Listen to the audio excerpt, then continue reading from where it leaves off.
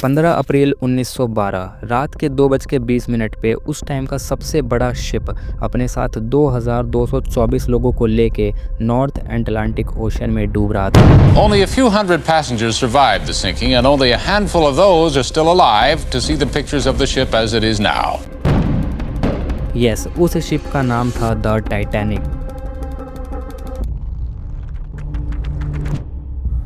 एक ऐसा शिप जिसके बारे में ऐसा बोला जाता था, जिस टाइम पे सोशल मीडिया जैसी कोई फैसिलिटी नहीं थी, उस टाइम पे भी पूरी दुनिया इस शिप के बारे में जानती थी और इस शिप को बनाने में करीब 26 महीनों का समय लग गया था।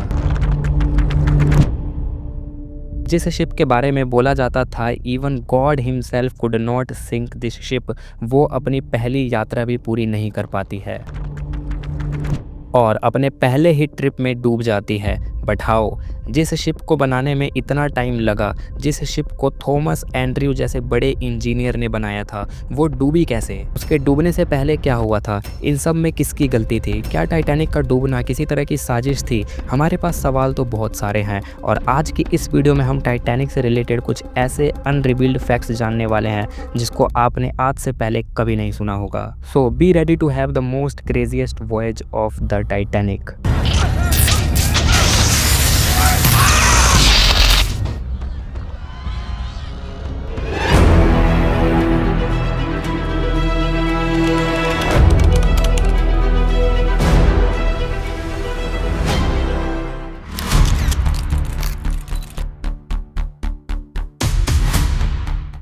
1907 की एक शाम व्हाइट स्टार लाइन के owner mister J Bruce Ismay और हार्लैंड एंड वुल्फ के owner mister lord William Pirrie ने एक साथ मिलकर 3 जाइंट लग्जरियस शिप बनाने का प्लान किया। उन शिप्स के नाम थे ओलंपिक, ब्रिटानिक और टाइटैनिक। इन तीनों शिप्स में से ब्रिटानिक सबसे बड़ी शिप थी और दूसरे नंबर पे थी टाइटैनिक। और टाइटैनिक के इतने बड़े होने की वजह से ही उसका नाम टाइटैनिक रखा गया था, क्योंकि Titanic is made from the word Titan. Titan का मतलब होता है साइज में बहुत बड़ी चीज। टाइटैनिक ब्रिटानिक से पहले बनके तैयार हुई थी, जिसकी वजह से उसको उस टाइम पे बहुत ज़्यादा पॉपुलैरिटी मिली थी, क्योंकि टाइटैनिक उस टाइम का सबसे बड़ा और लग्जरियस शिप था। और टाइटैनिक की पॉपुलैरिटी की एक वजह ये भी थी कि उसको बनने में करीब 26 महीनों का समय लगा था और जो चीज़ टाइटैनिक को बाकी शिप से अलग बनाती थी वो था उसका डिज़ाइन। टाइटैनिक अपने समय की सबसे बड़ी एडवांस और लग्जरियस शिप थी with highly advance safety system. एक एक करके टाइटैनिक के सारे फीचर्स को समझते हैं। सबसे पहले बात करें तो टाइटैनिक की लेंथ करीब 269 मीटर्स की थी और उसकी हाइट करीब 53 मीटर्स की थी और करीब 46,000 टन का उसका वेट था। तो अब इससे तुम ये अंदाजा लगा सकते हो कि ये शिप कितनी ज्यादा बड़ी थी। टाइटैनिक में करीब 3,200 से लेके 3,500 पैसेंजर्स एक टाइम पे ट्रेवल कर सकते थे, जिसका मतलब टाइटैनिक इतनी बड़ी थी कि उसकी कैपेसिटी 3,500 लोगों की थी, जिसमें से 2,435 पैसेंजर्स के लिए था, जिसमें से फर्स्ट क्लास की कैपेसिटी 735 लोगों की थी और सेकंड क्लास की कैपेसिटी 674 लोगों की थी और थर्ड क्लास की कैपेसिटी करीब 1,026 लोगों की थी। और इतने सारे पैसेंजर्स को संभालने के लिए करीब 885 क्रू मेंबर्स थे। और अगर हम बात करें टाइटैनिक के इंटीरियर की, तो टाइटैनिक के इंटीरियर को बनाने में बहुत ही ज़्यादा एक्सपेंसिव मटेरियल्स का यूज़ किया गया था। इवन टाइटैनिक के फर्स्ट क्लास के कुछ कैबिन्स में तो गोल्ड का भी यूज़ किया गया था। टाइटैनिक को अनसिंकेबल शिप बोला जाता था और उसके पीछे बहुत सारी वजह थी, जिसमें से पहली वजह थी उसके वाटर टाइट कंपार्टमेंट। टाइटैनिक के लोअर पार्ट में 16 वाटर टाइट कंपार्टमेंट्स थे और इन कंपार्टमेंट्स के अंदर पानी बिल्कुल भी नहीं आ सकता था। अगर टाइटैनिक डूब भी जाती तब भी इन कंपार्टमेंट्स के अंदर पानी नहीं भरता। एंड इन एनी केस अगर इन कंपार्टमेंट्स के अंदर पानी भरने भी लगता तो 4 कंपार्टमेंट्स में पानी भरने के बाद भी ये शिप इजीली पानी के ऊपर फ्लोट कर सकती थी। और इन कंपार्टमेंट्स के अंदर ऑटोमेटिक डोर्स लगे हुए थे। अगर पानी भरने भी लगता तो ये डोर्स उसे डिटेक्ट कर लेते और ऑटोमेटिकली बंद होने लगते, जिसकी वजह से अगले कंपार्टमेंट तक पानी नहीं पहुंच पाता। Number 2, water tight doors. अब ये जो डोर्स थे ये भी बहुत ज़्यादा एडवांस थे अपने टाइम के हिसाब से, क्योंकि इन डोर्स को स्विच से कंट्रोल किया जाता था। पानी का लेवल बढ़ते ही इन डोर्स को स्विच की मदद से बंद कर दिया जाता और बस कुछ ही सेकंड्स के अंदर ये डोर्स टाइटली बंद हो जाते और आ रहे पानी को रूम्स के अंदर नहीं घुसने देते। नंबर 3, डबल बॉटम हल। ये एक टाइप का इंस्ट्रूमेंट है जो कि शिप को सी के अंदर होल्ड करके रखता है और ये चीज़ आमतौर पर शिप्स के अंदर लगाई जाती है। और आज के मॉडर्न टाइम्स में भी बहुत सारे शिप्स के अंदर इस हल का यूज़ किया जाता है। और जब कोई शिप डूबने वाला होता है या आइसबर्ग से टकराने वाला होता है तो ये चीज़ शिप की बहुत ज़्यादा हेल्प करती है। चौथे नंबर पे आती है Markovnikov wireless. Markovnikov wireless system की मदद से शिप में हो रही किसी भी तरह की दिक्कतों को या फिर किसी भी तरह के प्रॉब्लम्स के होने पे आउटर वर्ल्ड से मदद मांगा जा सकता था। ये सिस्टम मेनली मैसेज ट्रांसमिशन का काम करती थी, बिल्कुल उसी तरह जिस तरीके से आज के टाइम पे रेडियो सिस्टम्स करते हैं। पांचवें नंबर पे है शिप के अंदर मौजूद लाइफ बोट्स। टाइटैनिक में टोटल 20 लाइफ बोट्स थी जिनका यूज इमरजेंसी के टाइम पे शिप्स के अंदर मौजूद पैसेंजर्स की जान बचाने के लिए होने वाला था। और ये शिप का एक सेफ्टी मेजर होने के साथ साथ ड्रॉबैक भी था, बिकॉज इन 20 लाइफ बोट्स की कैपेसिटी सिर्फ 1200 लोगों की थी, जबकि टाइटैनिक के अंदर एक टाइम पे 3500 लोग ट्रैवल कर सकते थे। और ये चीज़ one of the biggest drawback भी थी टाइटैनिक की, क्योंकि टाइटैनिक के अंदर 64 लाइफ बोट्स रखने की जगह थी but they only kept 20 life boats. और इसी के साथ साथ शिप के अंदर कुछ छोटी मोटी सेफ्टी इक्विपमेंट्स भी थे, जैसे कि 3500 लाइफ जैकेट्स थे और फायर सेफ्टी का भी पूरा ध्यान रखा गया था। एंड यस, शिप के अंदर इलेक्ट्रिक पंपिंग सिस्टम भी था एंड स्टीम पंपिंग सिस्टम भी था, जिसकी मदद से शिप के अंदर भरे पानी को बाहर निकाला जा सकता था। पर सबसे बड़ा सवाल ये था कि टाइटैनिक के अंदर इतने सारे हाईली एडवांस सेफ्टी फीचर्स होने के बावजूद भी टाइटैनिक अपना पहला वॉयज क्यों कंप्लीट नहीं कर पाई। आखिर 14 अप्रैल 1912 की रात को हुआ क्या था?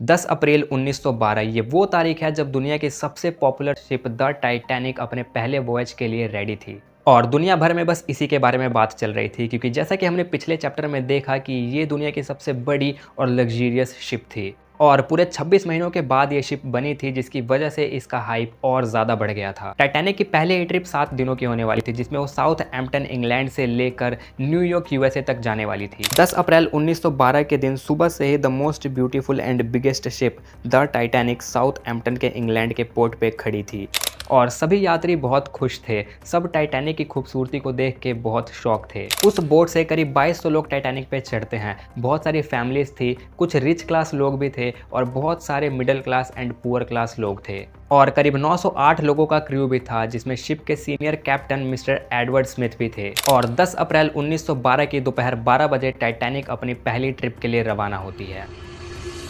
उसी शाम 6:30 पे टाइटैनिक अपने पहले स्टॉप पे रुकती है, चेर्सबर्ग, फ्रांस। यहाँ से कुछ और पैसेंजर्स शिप पे चढ़ते हैं और यहीं से one of the most richest person of that time mister John Jacob Astor four अपनी वाइफ मिसेस एंडलिन के साथ चढ़ते हैं। फिर टाइटैनिक वहाँ से रवाना होती है और 11 अप्रैल को दोपहर 12:30 पे अपने लास्ट एंड फाइनल स्टॉप पे रुकती है, क्वींसटाउन, आयरलैंड। यहाँ से कुछ और पैसेंजर्स को लेने के बाद फाइनली टाइटैनिक अटलांटिक ओशियन के वेस्ट साइड की ओर बढ़ने लगती है और अब टाइटैनिक ओशियन के बीच में पहुंच जाती है, जहां दूर दूर तक बस पानी है और बीच बीच में बर्फ के बड़े बड़े पहाड़ भी हैं। 12 और 13 अप्रैल तक टाइटैनिक अटलांटिक ओशियन को चीरते हुए अपना सफर तय कर रही थी और टाइटैनिक के अंदर मौजूद सभी लोग बहुत ज़्यादा खुश थे। कहीं पे लाइव म्यूजिक चल रहा था तो कहीं पे डांस चल रहा था। सारे पैसेंजर्स और क्रू मेंबर्स सभी बहुत ज़्यादा खुश थे और उनकी खुशी का एक सबसे बड़ा कारण टाइटैनिक ही था, क्योंकि उन सब के लिए ड्रीम कम ट्रू वाला मोमेंट था। पर ये सभी लोग इस चीज़ से अनजान थे कि शायद इनकी इस खुशी को किसी की नज़र लगने वाली है, क्योंकि ये ट्रिप उनके लाइफ के सबसे बड़ी मिस्टेक्स में से एक होने वाली थी और कुछ ही घंटों में उनके साथ कुछ ऐसा होने वाला है जिसको ये पूरी दुनिया हजारों सालों तक याद रखेगी। 14 अप्रैल 1912 इस दिन कुछ ऐसा होता है जिसकी वजह से शिप का पूरा क्रू टेंशन में आ जाता है और जो व्यक्ति सबसे ज़्यादा टेंशन में था उनका नाम था कैप्टन एडवर्ड स्मिथ। इनकी बात हमने वीडियो की स्टार्टिंग में भी की थी और इन सबके चिंता का कारण ये था कि उस दिन सुबह से ही शिप के वायरलेस ऑपरेटर के थ्रू बहुत सारे मैसेजेस आ रहे थे, जिसमें मल्टीपल आइसबर्ग वार्निंग थी। ओशन के अंदर जिस तरफ टेम्परेचर बहुत ज़्यादा कम होता है उस तरफ अक्सर पानी के अंदर ही बर्फ के पहाड़ बन जाते हैं और उन्हें ही आइसबर्ग बोलते हैं। और आइसबर्ग्स की एक खास बात ये होती है कि जितना वो पानी के ऊपर दिखते हैं उससे 100 गुना ज़्यादा वो पानी के अंदर होते हैं। बट आइसबर्ग बनने के लिए पानी का टेम्परेचर -10 डिग्री से लेके -40 डिग्री तक होना चाहिए, बट उस टाइम पे ओशन का टेम्परेचर -2 डिग्री था, जिसका मतलब ये आइसबर्ग्स ओशन के पानी की वजह से तो नहीं बने थे। सो एक्चुअली ये आइसबर्ग ग्रीनलैंड से ट्रैवल करके वहां तक पहुंचे थे और ये आइसबर्ग साइज में बहुत ज़्यादा बड़े थे। कम से कम 100 फीट की हाइट थी इनकी अबव द वाटर और अंडर वाटर इनकी हाइट 1000 फीट्स की थी। यहाँ पे 2 नाम ऐसे हैं जो कि पूरे टाइटैनिक इंसिडेंट में बहुत बड़ा रोल प्ले करते हैं।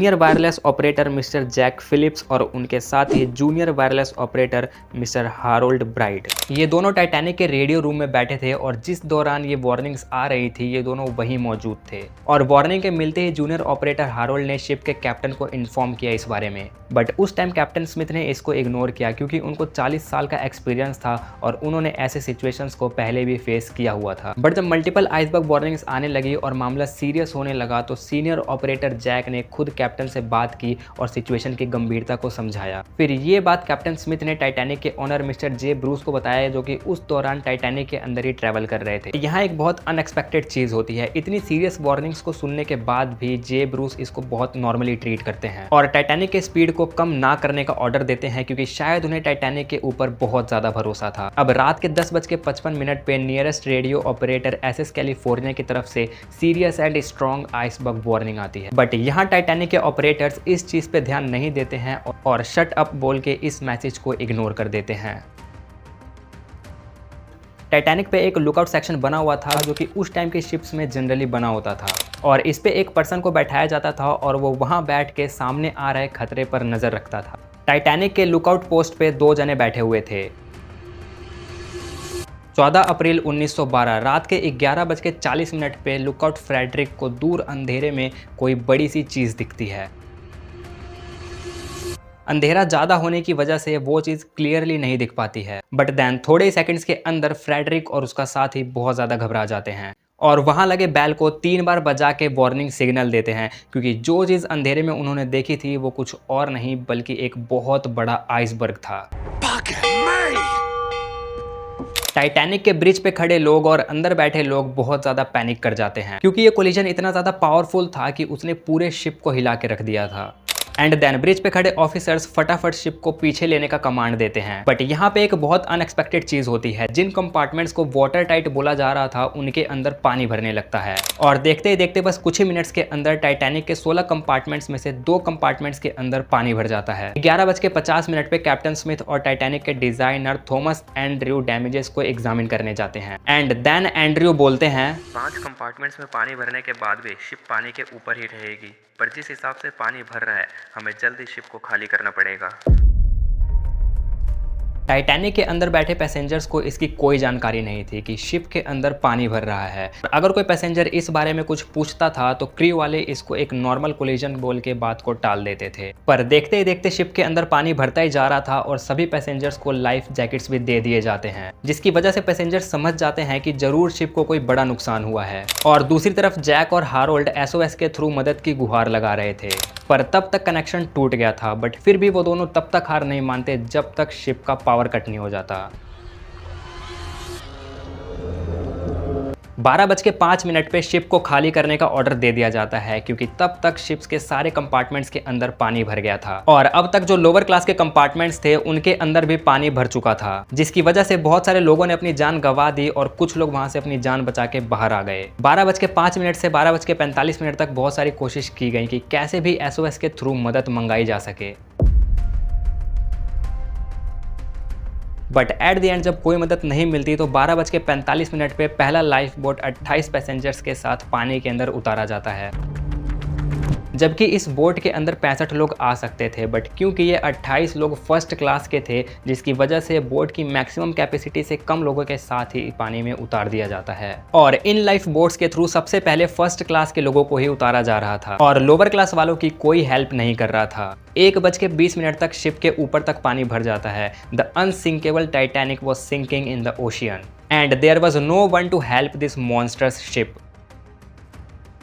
अब तक 1000 लोगों ने अपनी जान गंवा दी थी, कुछ लोग गिर के मर गए तो कुछ ठंडे पानी की वजह से मर गए क्योंकि ओशियन के पानी का टेम्परेचर -2 डिग्री से लेके -10 डिग्री तक का था और इतना ठंडा पानी हार्ट की फंक्शनिंग को बंद कर देता है।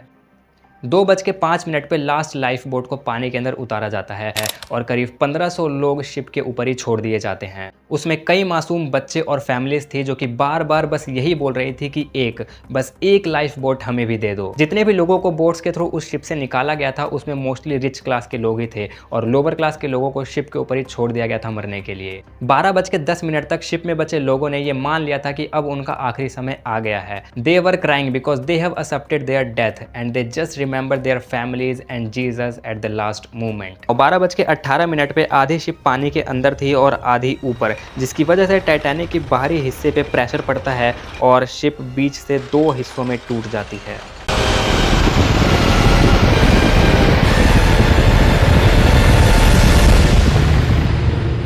शिप के डिजाइनर एंड्रयू अपने आंखों से अपनी बनाई हुई शिप की बर्बादी देख रहे थे। उन सब के ओवर कॉन्फिडेंस और केयरलेस बिहेवियर की वजह से हजारों लोगों ने अपनी जान गंवाई और एंड्रयू और कैप्टन स्मिथ को इतना ज्यादा बुरा लगा कि उन दोनों ने उस शिप के अंदर ही सुसाइड कर लिया।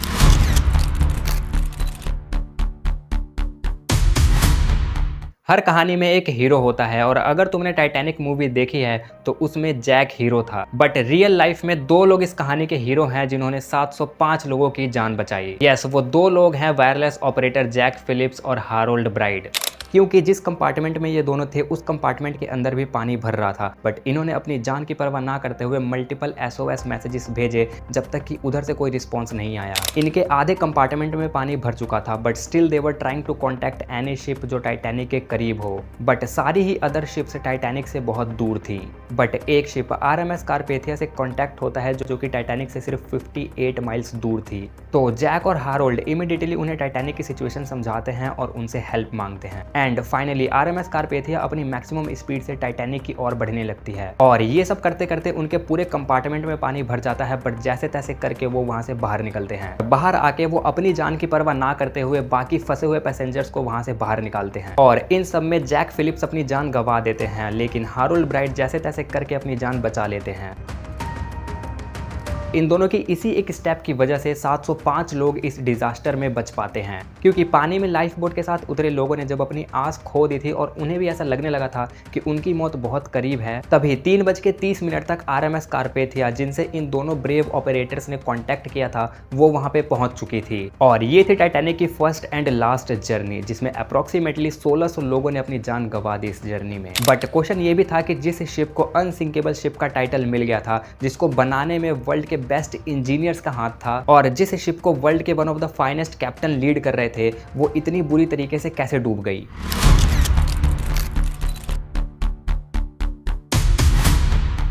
There was many reasons behind the sinking of Titanic, but crew का over confidence and carelessness was one of the biggest reason.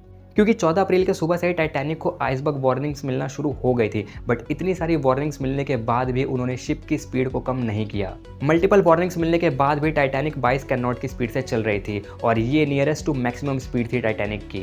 और दूसरी बड़ी गलती उन्होंने ये की कि जब शिप कोलाइड हुआ उसके बाद भी शिप के क्रू ने इमीडिएटली एक्शन नहीं लिया।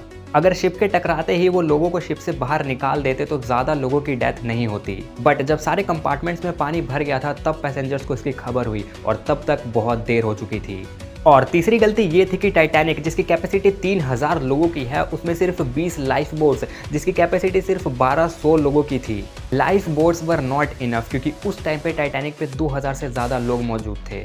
चौथी गलती ये थी कि जिस लाइफ बोट की कैपेसिटी 65 लोगों की है, उस बोट में सिर्फ 25 या 26 लोग ही डाले जा रहे थे। लगभग सभी लाइफ बोट्स के साथ ऐसा ही हुआ और जान गंवाने वाले लोगों में से मैक्सिमम लोग पुअर क्लास से ही थे। डेफिनेटली सबकी जान बचाई जा सकती थी अगर टाइम रहते ही एक्शन ले लिया होता, पर सब पता होते हुए भी टाइटैनिक के क्रू और मेनली जे ब्रूस ने उन मासूमों के जान का सौदा कर दिया। देखो, ये जो टाइटैनिक वाला इंसिडेंट है हमें बहुत सारी चीज़ें सिखाता है कि कैसे बस हमारी एक गलती की वजह से हज़ारों लोग अपनी जान गंवा सकते हैं। और अमीरी और गरीबी का भेदभाव, जिसके पास पैसा है उसने अपनी जान बचा ली, पर जिसके पास पैसा नहीं था वो बेचारा वहीं पर डूब कर मर गया। And at the end game of money wins.